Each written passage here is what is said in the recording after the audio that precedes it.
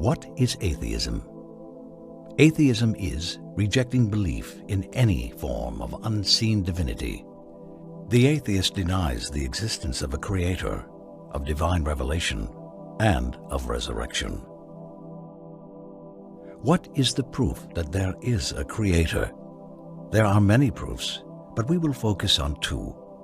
The first is called proof on the basis of existence, and the second is called proof on the basis of providence. What is meant by proof on the basis of existence?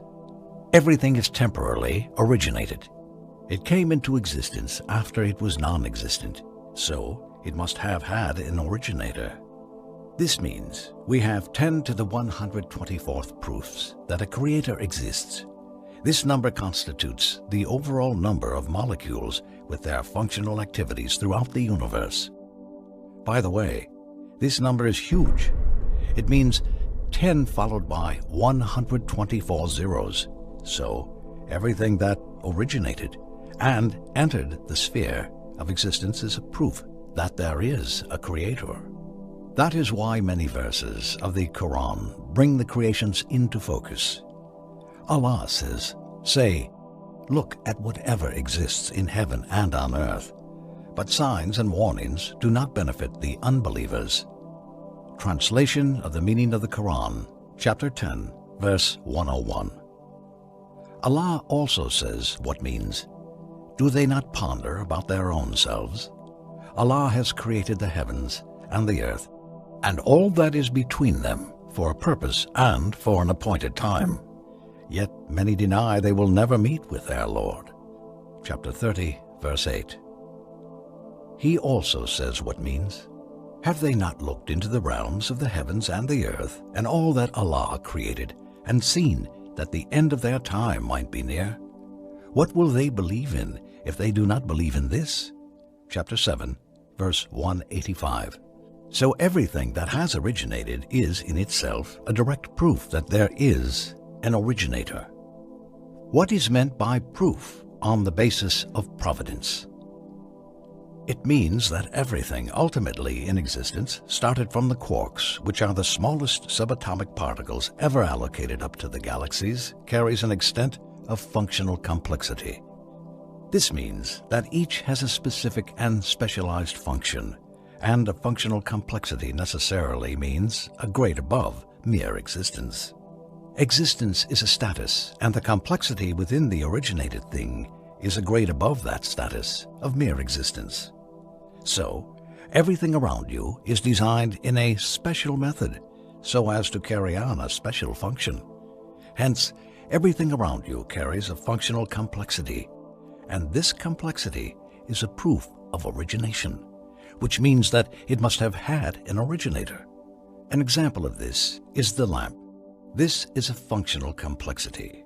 The electric lamp is made up of a coil, a lead wire that connects electricity to the coil, inert gas that protects the coil and does not affect it or the electricity, a glass bulb that prevents the entry of air or the exit of the inert gas, which would otherwise burn the coil, and finally the base of the lamp, which connects the lamp with the socket and ensures the passage of the electrical current.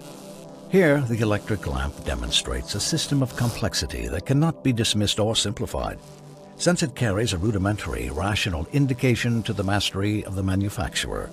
Then, the one who denies the masterful formation of the lamp or assumes that it originated by chance is the one required to fetch a proof to his assumption.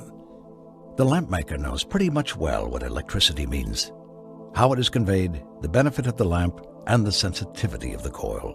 That's why the presence of the lamp is in itself a proof on the mastery of the maker, while having a diverse array of lamps can never be a proof that it is all just mere chance. Using this same rationalization, we can deduct that a creature with all this functional complexity, the human being, must have had an originator.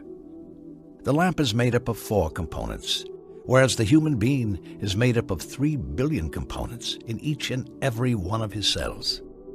The human code is spelled out in 3 billion DNA letters, known as the human genome. and these letters reside within the nucleus of each of our molecules. So, if you look at the four components of the lamp and deduce that it must have had a maker, and you do not realize that you too must have had a maker, then the problem is in your way of thinking. Allah says, what means, were they created out of nothing, or are they their own creators? Chapter 52, verse 35. Look around and see the extent of complexity associated with virtually everything. There is actually nothing in this whole wide nature that is free from but a degree of complexity, according to the physicists.